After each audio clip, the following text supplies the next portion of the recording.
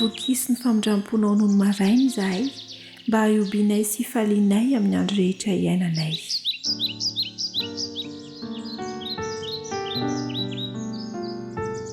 Manitsaka volana vaovao isika miazakazaka be ny taona. Nandritra ny fotoana maromaro dia miresaka mianatra ny fanome fahalalana mahakasika ny atao hoe fanavaozana ara-pahasalamana, ny sakafo, ny tokony hosotroina ary ny hitantsika farany dia izao ny fahatokinan'Andriamanitra.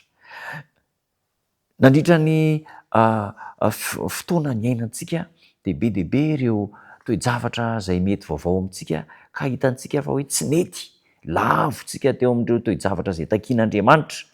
Tsy mahakivy akory izany zavatra izany fa afaka miarina isika, afaka manao fanavaozana isika.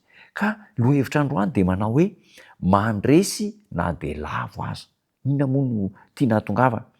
Misy ireo zavatra tsy naomby ny ainantsika kanefa raha tapa-kevitra isika dia afaka ny eo andresy amin'ny ho avy. Misy teny nambaran'ny mpanoratra ny salamo Davida ny anarany ao amin'ny salamo 7:7.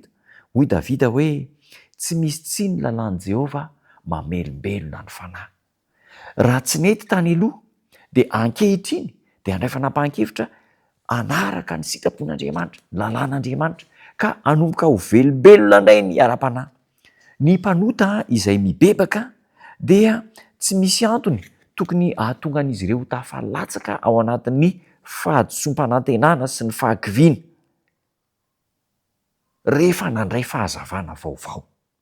Tsy tokony ho kivy izany tsika, tsy tokony ho ketraka isika rehefa nandray fahazavana vaovao. Misy teny frantsay fa adika malalaka izy io hoe raha mbola misy aina dia misy fanantenana.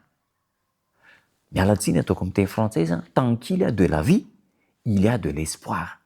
Raha mbola misy aina dia mbola misy fanantenana, ka tsy nahakivy izay zavatra vita taloha fa afaka manao fanavaozana indray isika ankehitriny amin'ny alalan'ny taridalana izay omen'Andriamanitra.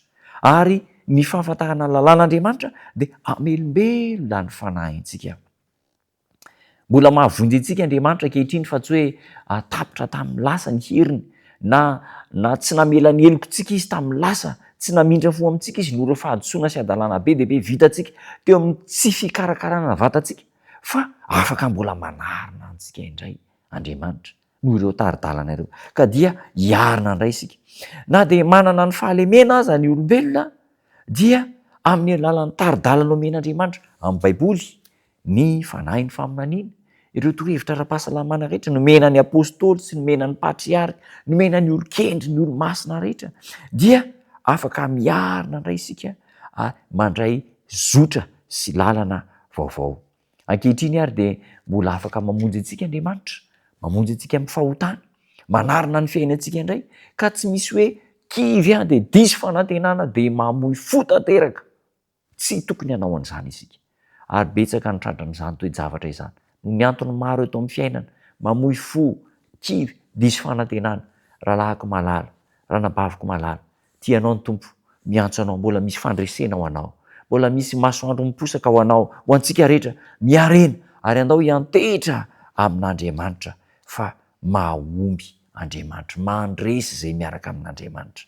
Na dia nanana ny fahalemena aza isika teo aloha, na dia kivy aza isika, tratran'ny atao hoe tena catastrophe totale, tena faharavana podika amin'ny farana, amin'ny fiheverantsika amin'ny maha-olombelona, rehefa miaraka amin'Andriamanitra dia tsy maintsy mandresy. Noho ny herin'Andriamanitra manarina antsika, andeha hiarina, andeha hitsangana, andeha hiotra ary andeha handray zotra vaovao fa ho mpandresitsika miaraka amin'Andriamanitra. Hivavaka isika. Tompo tsara amin'ity fiaonana ity dia manome fanantenana, manome hery toky ianao fa afaka ny ho mpandresy indray izahay amin'ny lafim-piainana rehetra manomboka androany. Tanteraha ao aminay izany satria mahatoky ny herinao izahay. Amin'ny anaranao Jesosy Tompo.